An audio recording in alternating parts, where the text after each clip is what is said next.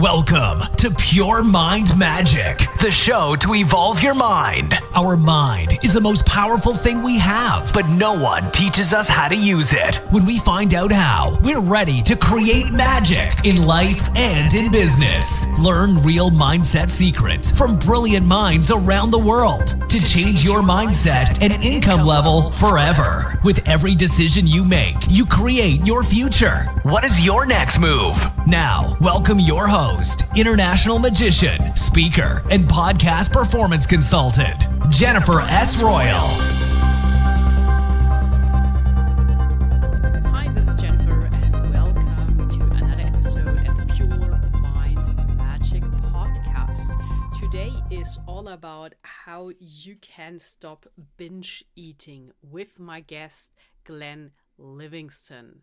So this is a topic a lot of people run into, especially entrepreneurs, when there is so much stress and so much to do, so that it's really easy to get off track and lose your sense for eating, for time, for putting all this healthy food into your body and having the focus on your nutrition, because you're just in this taking action, hustling all the time. So Glenn will have some advice on how you can break this cycle and get out of it. So this is why he wrote the book Never Binge Again. And today on this episode, we will talk about how you can reprogram yourself to think like another person when it comes to food.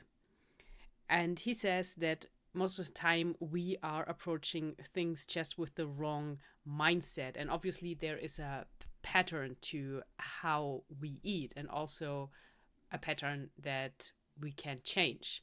So stay tuned to learn all the secrets, how you can upgrade your health and also the way you eat.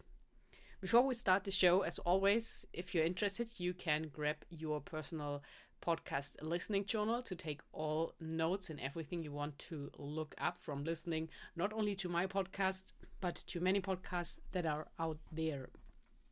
And also, I have the honor to present to you the man behind the No BS Dropshipping YouTube channel. So maybe you are like me and always on the lookout for new inspiration and learning new things when you have time during your lunch break. And YouTube actually, of course, is a very great resource to do that. And so this channel tells you everything about dropshipping.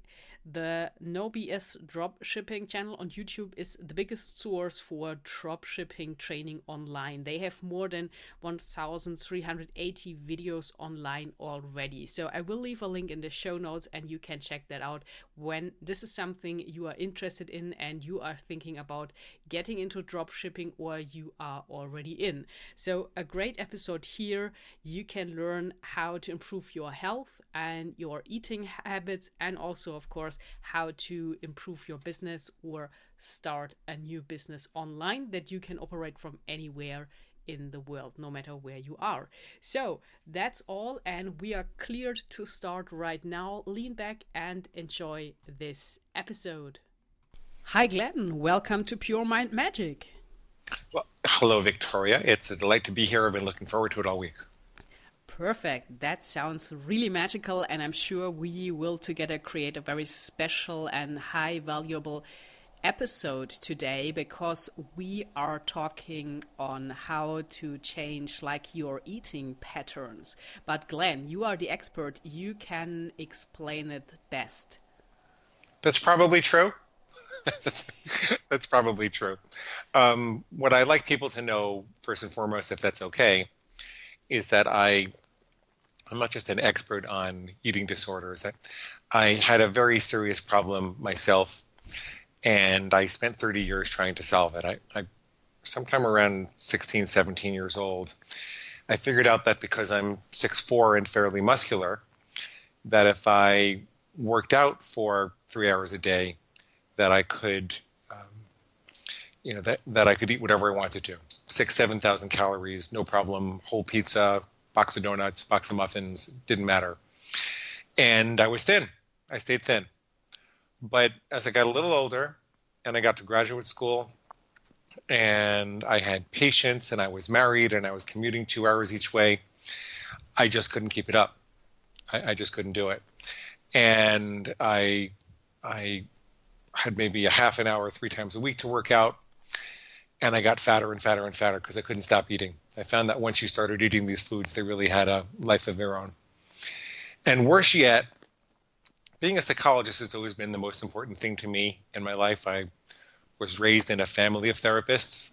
My mom and my dad and my sister and my uncles and my aunts and my cousins and my grandma. And standard joke was that if something breaks in the house, everybody knows how to ask it how it feels, but nobody knows how to fix it. And just being a psychologist and helping that was most important to me.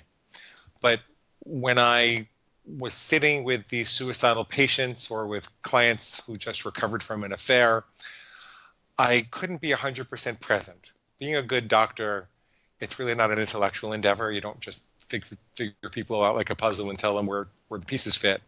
You have to lend them your soul. You have to really be present. And I wasn't. I was thinking about when can I get the next pizza or when can I get a box of SnackWells. And that bothered me more than anything. It bothered me more than the fact that I was gaining more and more and more weight, that the doctors were telling me that I was going to die in my 30s if I didn't get this under control, that my triglycerides were 10 times where they should be, and I really more cardiovascular risk than a 70-year-old, the average 70-year-old. It was crazy. And being a psychologist from a family of psychologists, when everything looks like a hammer, when you have a hammer, everything looks like a nail. And I went to all the best doctors around New York, all the best psychologists and nutritionists and psychiatrists that take medication. And I went to Overeaters Anonymous for many years. I even funded a 40,000 person study over the course of 5 years on the internet when things were cheap. And I asked people what foods they struggled with and what their life was like. And what I found was that there were a couple of interesting connections. I'll tell you up front that this didn't solve the problem, but it was very interesting. People who started their binges with chocolate and couldn't stop eating chocolate like me, they tended to be lonely or brokenhearted. And people who started their binges with chips or pretzels or salty, crunchy things tended to be stressed at work, whereas people who were involved with bread and bagels and pasta and pizza, they tended to be stressed at home. And there could be some overlap. And I thought that was really brilliant. And I thought that was going to be the solution. I figured, okay, so now I know that I'm lonely and brokenhearted, and that's what's, quote unquote, causing me to eat chocolate. Let me figure out what my personal history is with that, and I'll fix myself, then I'll fix everybody else with their particular issue. And I figured maybe I'm going to get the Nobel Prize or something because this was so interesting. But I went to my mom, who was also a therapist, and mom said, when I asked her why in the world was I struggling with chocolate, is there anything in my history that would suggest that I couldn't stop eating chocolate when I was upset? And she got this horrible look on her face. She said to me, Glenn, I'm so sorry. I'm so sorry. But when you were a very little boy, maybe about 1 year old, your father was being threatened with being sent to Vietnam. He was a captain in the army. And your grandfather, my father, had just gotten out of prison. And I idolized that man. I had no idea he was doing these things, but he was guilty. And I was horribly, horribly depressed. And as a consequence, when you came to get a hug, or you were hungry, or you needed feeding, or you needed just to sit and talk, I didn't always have it to give that to you. So what I did was I put a big refrigerator on the floor, a little refrigerator on the floor, and I got a big bottle of chocolate Bosco syrup, and I put it in the refrigerator. and you'd come crying to me, looking to be held or to be fed. And I'd say, Glenn, go get your Bosco. And you'd go running over to the refrigerator on the floor, and you'd pull out the Bosco chocolate syrup, and you'd suck on it, and you'd go into a chocolate sugar coma. And Victoria, I figured if this were the movies, that Mom and I would have a big cry and a big hug, and then I'd never have trouble with chocolate again. But I want to tell you, we did have a little bit of a cry and a hug, and it was a valuable conversation because I learned a lot about her and her life at that time, and I learned a lot about myself, and I could forgive myself. So I got kind of softer. That critical voice in my head got softer. But my chocolate eating and consequent binging got worse. And the reason is because there was this crazy voice in my head, and it went something like this. Hey, Glenn, you're right. Your mama didn't love you enough, and she left a great big chocolate-sized hole in our heart. And until you can find the love of your life, you're going to have to go right on binging. Yippee, yippee, yippee. Let's go get some. And what I learned from that was that, first of all, when there's a fire, the first order of business is to be a fireman, not a detective. The arson squad comes in later to figure out what caused the fire and who's responsible. And in some ways, they never get caught. It doesn't really matter. But once that fire is burning, it has a life of its own, and you really have to put it out. The second thing that I learned was that it was that crazy voice of justification that made it possible for the fire to do damage. It wasn't the fire itself. Like, the fire could be contained in a fireplace if you just patched up the fireplace and were logical about why it should be contained there, no matter how strong the fire was, no matter how strong the emotions were. That was the first paradigm shift for me, because I always figured it's not what I'm eating, it's what's eating me, because it had such a psychological background. Around that time, I was coming out of Overeaters Anonymous, and I read a lot from a guy named Jack Trimpey, who wrote a book called Rational Recovery. And he flipped my paradigm. He said that the seed of addiction is really in the reptilian brain. And the reason that you can't love yourself out of an addiction is because the reptilian brain doesn't know love. The reptilian brain, when it sees something in the environment, it says, do I eat it? Do I mate with it? Or do I kill it? Eat, mate, or kill. There's no love there. There's no concern for tribe or relationships or other people. There's no concern for spirituality or music or art or creativity or long-term plans and strategic thinking or your health and fitness long-term goals, for example. It's just eat, mate, or kill. And it's part of the fight or flight response, more or less. Then I started to put it together because I don't have children and I never commuted, so I had a lot of time for a career. And I was doing a lot of consulting for large companies, many in the food industry. And I knew that they were engineering these hyper-palatable concentrations of starch and sugar and fat and oil and excitotoxins.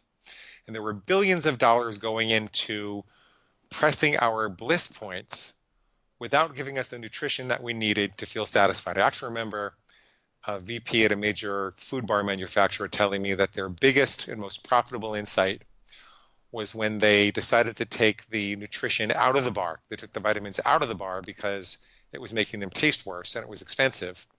And they put the money into the packaging instead to make it look vibrant and colorful. And vibrant, diverse colors in nature signal a diversity of nutrition that is available. There's a reason why we're so attracted to a salad with dark green lettuce and red cabbage, or purple cabbage and yellow carrots and red tomatoes and on and on and on. It's because it signals a diversity of nutrition that's available. But here this company was faking us out. And that goes on, I don't mean to single out that food bar manufacturer, it goes on all across the industry. I also knew that there were billions of dollars going into advertising this stuff to make it seem like we couldn't live without it. And most people think that advertising doesn't affect them, but the truth is that it affects you more when you think it doesn't affect you, because then your sales resistance is down. And so if you put this all together, and then you look at the animal studies, and you look at what happens when you short circuit an animal's evolutionary pleasure center. So for example, if you take a mammal and you put, let's take a rat for example, and you put a electrode in their pleasure center in the brain, directly into the brain, and you let that animal press a lever to self-stimulate, that rat will press that button thousands of times a day to the exclusion of its survival needs. A starving rat will press the button thousands of times a day and ignore its food until it dies. A nursing mother rat will press the button thousands of times per day, ignoring her pups. Rats will crawl over painful electrical grids to press that pleasure button. So this is a very powerful thing. Now, I don't think that anybody's putting electrodes in our brains. I'm not paranoid. But on the other hand, if you walk out of McDonald's and across the street there's a Burger King on so many corners in so many cities in the United States today and all around the world, are we really that far from being given those pleasure buttons?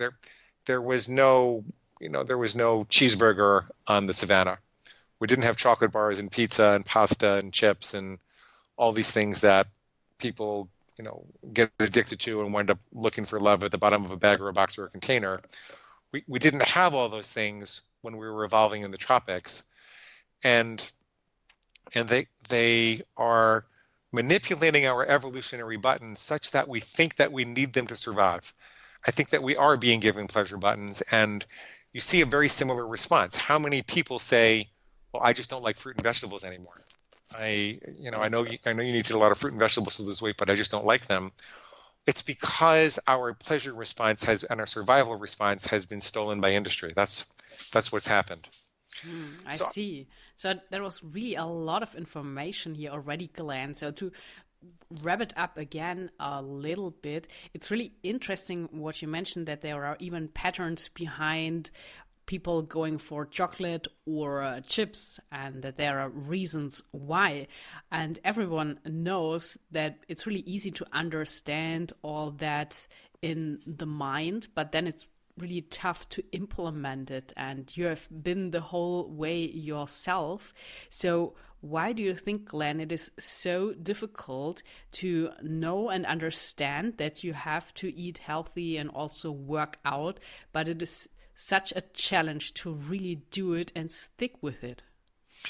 Well, and this actually leads to what fixed it for me. It's because we're of two minds. We've got the reptilian brain, but then we also have our higher brains, the neocortex and the mammalian brain.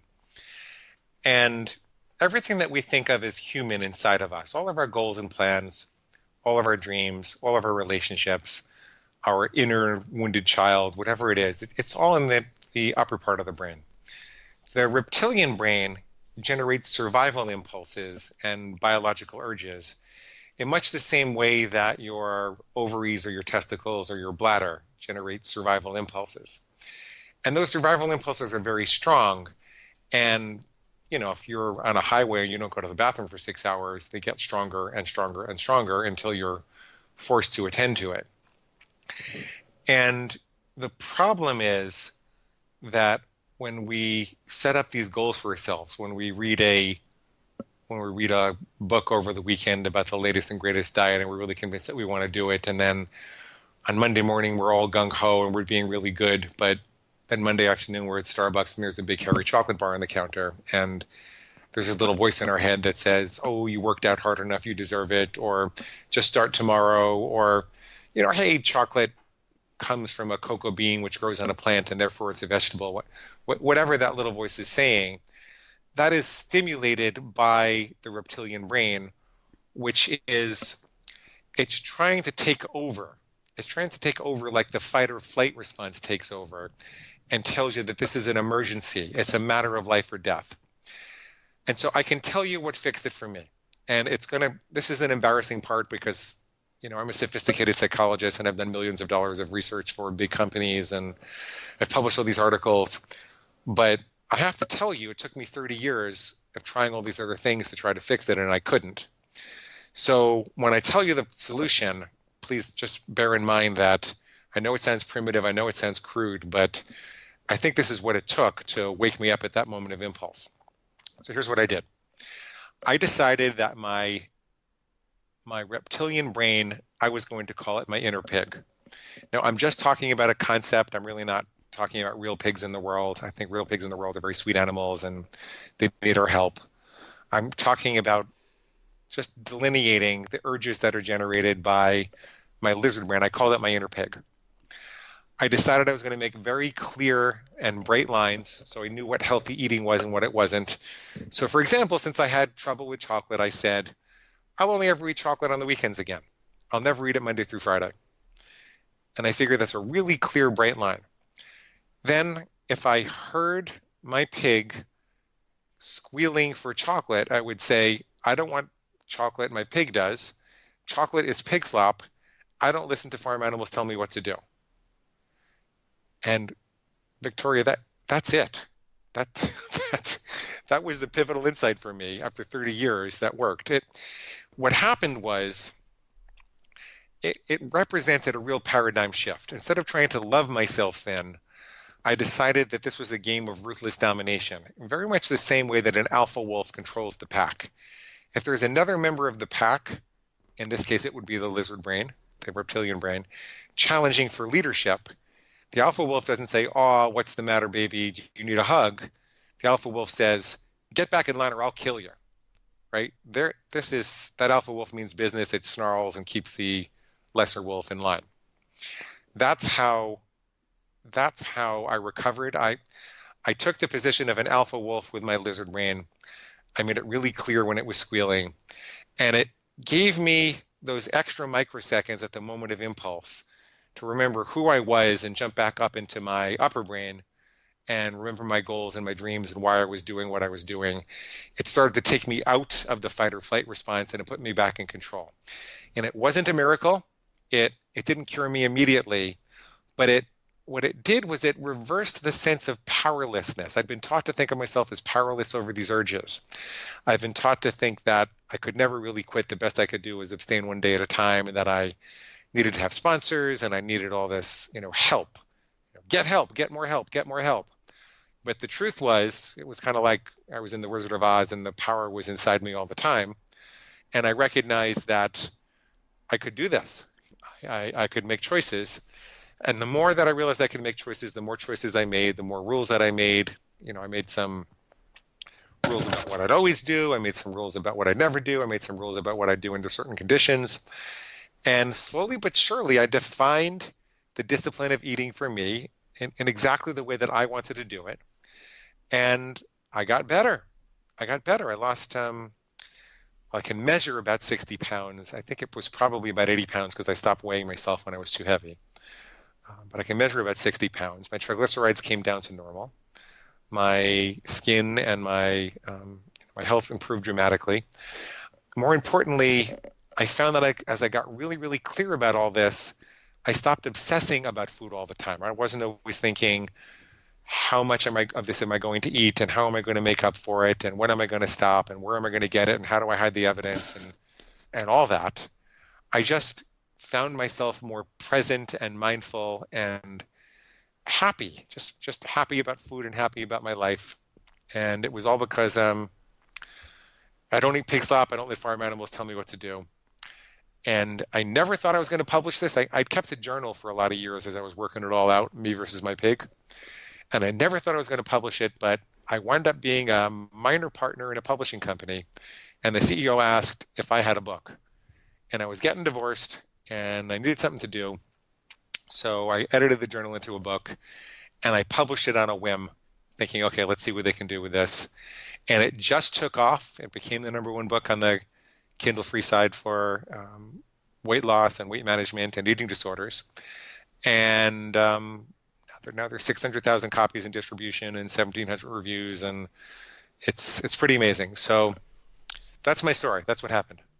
That is really amazing, Glenn. So you've been through all of it and you solved it on your own in the end without external help and really broke through the pattern. So it sounds almost like you had this magic switch and you said it didn't happen in an instant, but it happened. And you are now the author of this book, Never Binge Again, the book you mentioned, the bestseller book. And I discovered what is also magical, that the listeners can get a copy of the book, a digital copy of the book for free. Can you tell us where to find it? Yeah, you can go to neverbingeagain.com and click on the big red button, and that'll take you to the reader bonus page. If you sign up for that, we'll get you a free copy in Kindle, Nook, or PDF format. You'll also be led to places where you can get the physical copies if you really want them. And on top of that, I'll give you two more things. I have a set of food plan starter templates. So this is a program that you do on the diet of your choice. I don't tell people what to eat. So whether you're paleo or high carb or point counters or calorie counters or vegan or macrobiotic, whatever you are, you can find the opportunity to get a set of rules that are examples, and you can modify them for yourself. And the last thing I give you there is a set of recorded coaching sessions. This is all free. And the reason I do that is that I know this sounds weird in theory. I really know that you're listening to this thinking, wait, so there's this psychologist and he's got a pig inside them. This sounds kind of harsh. And am I going to be calling myself a pig? And it's not like that. This is a very compassionate, life-enhancing, self-esteem increasing process. And if you just listen to a couple of sessions of how it actually works, you'll, I'm sure you will agree. So neverbingeagain.com, click the big red button. Fantastic. So that is really easy to find. And of course, I will put that in the show notes to make it easier for the listeners to really land on your page and grab a free copy of your book. So Glenn, this show is all about mindset. And on your website, it says, reprogram yourself to think like a permanently thin person. And we all know that everything that ever happens to us and whatever we make happen starts with a thought in our mind. And it also depends on which programs we have installed on a subconscious level. So how can we start there and really get a program for ourselves to be permanently thin? Sounds really magical. Well, if you make a commitment to separate your constructive versus destructive thoughts in your head. So for example, if I say that I will only ever have chocolate on Saturdays and Sundays again, then I know that any thought which suggests that I will ever eat chocolate Monday through Friday is a destructive thought. And I assign that to my pig.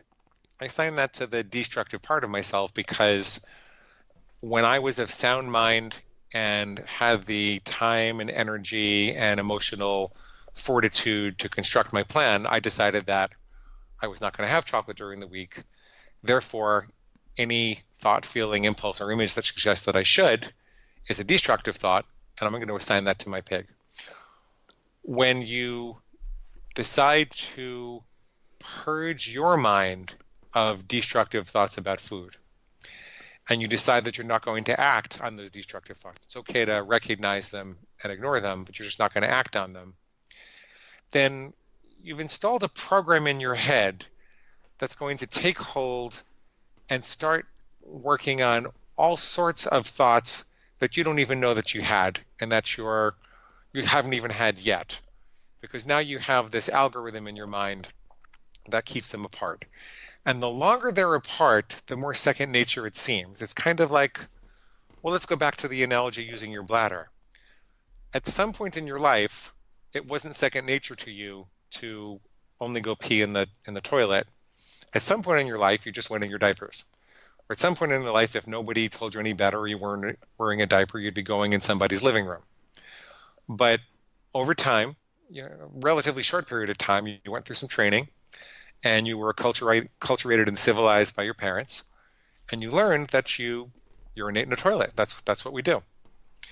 And it wasn't easy at first, but you develop this rule in your head that any thought, feeling, or impulse that suggests that you should go in the diaper, or suggests that you should go in the living room, was not you. That was your bladder telling you to do something that big boys or big girls didn't do, and you wanted to be a big boy or a big girl, and you turned yourself into that kind of person, and nobody even gives it a second thought after they're 5 or 6 years old, right? Most people don't. So that's what I'm talking about. You make these rules, and you use them to hear your pigs squealing, and you don't have to call it a pig. You can call it your food monster or your food demon or whatever you want to call it, as long as it's not a cuddly pet. And then you ignore the squeals of your lower brain. And this is very much how we develop character. I'll give you an example, because character really trumps willpower. If you go into a diner, Victoria, let's use you as an example. If you go into a diner and there's a $20 bill on the table because the waitress hasn't seen her tip, and there are no video cameras, and there's nobody up front, and there are no windows, and she says, I'll be right back, I just have to get a menu, and she didn't see it, and nobody would see you take the $20 bill, would you take the money? Well, not me, but I'm sure people would do it, because when no one sees it, it's like it has not happened. But why wouldn't you do it? Well, it's inner commitment. It's not my money, and it's hers because she's working. It doesn't belong to me. And you're not a thief. Yes, definitely. So as a matter of character, you've developed a rule for yourself, which we call a character rule, that says what you're going to do in a situation where pleasure is available, something that would enhance your life is available, but would have negative consequences for how you viewed yourself. And what I'm telling people is that you can do the same thing with food. When I say that I will never have chocolate Monday to Friday again, what I'm really saying is I'm not the kind of person who eats chocolate during the week. It's a character statement. The reason that's so important is that character trumps willpower. Willpower is not a black and white on and off switch that some people are genetically gifted with and other people aren't. It's more like gas in the tank. And what burns that gas in the tank, this is what all the latest research says, what burns that gas in the tank is decision making. Not just decisions about food, although food decisions do burn quite a bit of willpower, but any type of decision making. So deciding what to do with an email, when people do math problems, they have a harder time resisting marshmallows afterwards. There's studies that show that.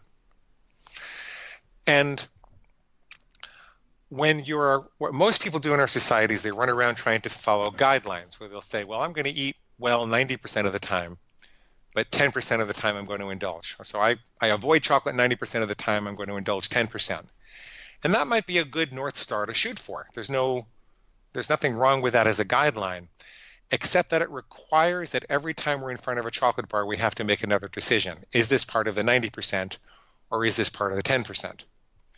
And that wears down our willpower all week long. And the fact that people are trying to make so many food decisions all day long is a good part of the reason that they run out of willpower at night and they start binging at 6, 7, 8 o'clock after dinner. There are only so many good decisions we can make over the course of the day. If instead what you do is you sit back and you think about what kind of person you want to be around these foods, what are your specific, where's the line between healthy and unhealthy behavior, so that all those decisions are made beforehand, people do much, much better. Now I forgot the question you asked me to get to that point, but I'm kind of glad that I made it because it was an important one.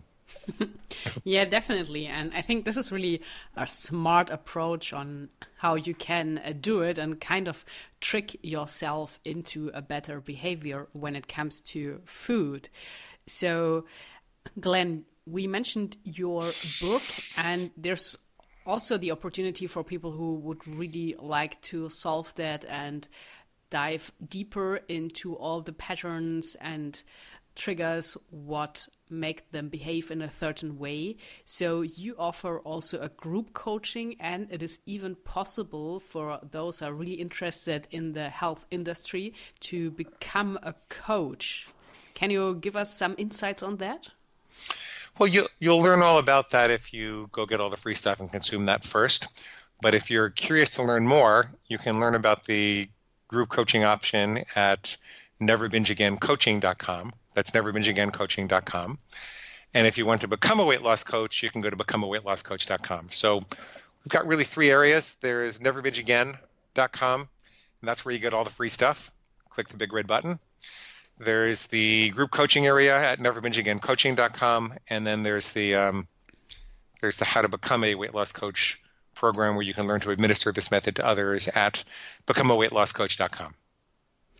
Amazing. So there's really something for everyone. And I think it's really best to start with your book to get known with all the concepts behind it. And you made clear that it is really like an iceberg. So when we are just eating above the surface, there is so much going on below the surface, why we are choosing certain foods when we are stressed or when we are lacking something in our lives. So I guess really complex, and I'm sure you could talk on for hours and hours. And I like your approaches with this like small tricks on how you can improve everything around your mindset and really stick with the food decisions you make. So to wrap this episode up, Glenn, do you have some final thoughts, some inspiration, anything that can help the listeners to really get some practical advice that they can implement in their lives right away? Well, what I'd like you to do is to think about the most difficult trigger food or eating behavior that you have. So for me, it was chocolate. For some people, it might be eating while they're standing up. For other people, it could be that they always have to put their fork down between bites. Some people, it might be bagels or pasta, or maybe it's eating at a restaurant and they should only have one serving of X, Y, or Z, or one dessert, or whatever it is, or no desserts. Think about your most troublesome trigger food or behavior and just try to construct one rule that governs that. And then listen for yourself trying to break it. Listen for your inner pig or your inner food monster trying to break it, and see if that doesn't give you just a little more power to ignore it. Just a little more. And that's the best way to get started. Listen to a couple of the sessions that I gave you at neverbingeagain.com to see how it's actually done and how other people use this tool as a power lever. And remember that it doesn't have to be as complicated as it's made out to be in our culture. Yes, there's a relationship between emotions and overeating, but you can disempower the bridge between the emotion and the behavior so that you don't have to solve all the emotions first. It can take 5 to 10 years to really get through things in therapy and psychotherapy. And I love doing psychotherapy. I'm a very seasoned psychotherapist, but it's not necessarily what you have to do in order to stop overeating. You can fix the overeating problem independent of the therapy that you do. You don't have to wait until all those problems are solved. The last thing I'll tell you is that I find, like Jim Rohn said, a life of discipline is better than a life of regret. And that freedom sits on top of discipline. Think of a jazz musician. They have to practice their scales at a very intense level in order to be able to improvise and express their soul later on. You can't just sit down and play the piano without ever having known scales or anything like that. Almost every jazz musician has to practice first. Or think about your car. Your automobile only turns 30 degrees to the right when you turn the steering wheel 30 degrees to the right because of the discipline of the engineers who put it together. That discipline gives you freedom. And that's what this is like. When you think through a rule or two for yourself, you're going to find that you have more power and more freedom. You won't feel more restricted and controlled because you're going to come up with it. I'm not going to come up with it. And that's how it works. So that's what I have to say, Victoria.